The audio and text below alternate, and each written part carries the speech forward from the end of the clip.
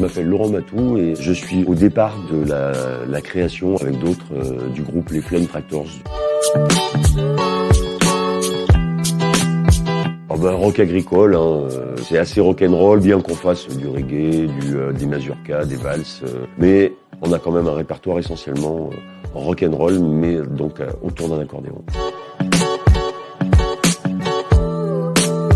Le nom Flying Tractors, ça vient de cette espèce de dichotomie entre le flying léger et puis Tractors, le truc un peu lourd. Au départ, moi, quand j'ai fait de la musique, j'ai fait du rock punk et donc on faisait des fois les week-ends, on faisait 400 km pour jouer dans des salles vides. Et donc au bout d'un moment, on s'est dit, ce serait bien qu'on fasse de la musique où on puisse jouer en bas de chez nous et au coin de la rue. Et on a rencontré justement la légende de Dodds, un gars sur un festival qui jouait de l'accordéon et qui avait un répertoire à lui, et donc là avec lui on a monté les Flying Tractors pour faire des chansons rigolotes, l'histoire de la campagne.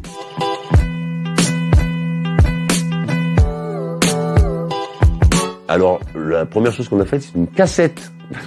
C'était il y a 27 ans. Et puis après, comme on arrivait à avoir quelques dates, on jouait dans les bistrots, on a eu quelques sous. Et donc ces sous, on les a investis dans un premier album qui s'appelait Il y a une botte de foin dans la maison. Et c'est vrai que celui-là, il a bien marché parce qu'il y avait de la spontanéité et il nous a fait vivre de longues années.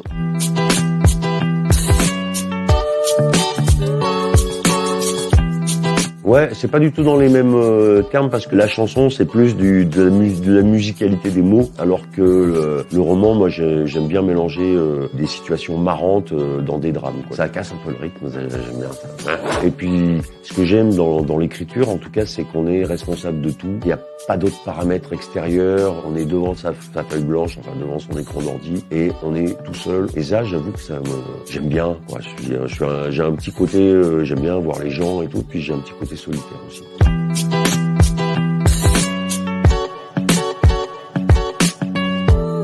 En fait, un roman, ça s'écrit comme une chanson, un couplet, refrain, solo, et puis après, couplet, refrain et une belle fin. Et voilà. C'est un peu pareil, ça prend plus de temps, c'est tout.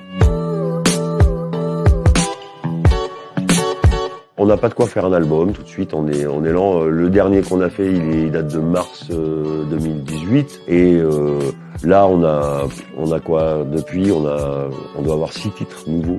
Donc ça suffit pas pour faire un album, donc je pense qu'on va attendre bien encore 1 ou 2 ans avant de faire un nouvel album.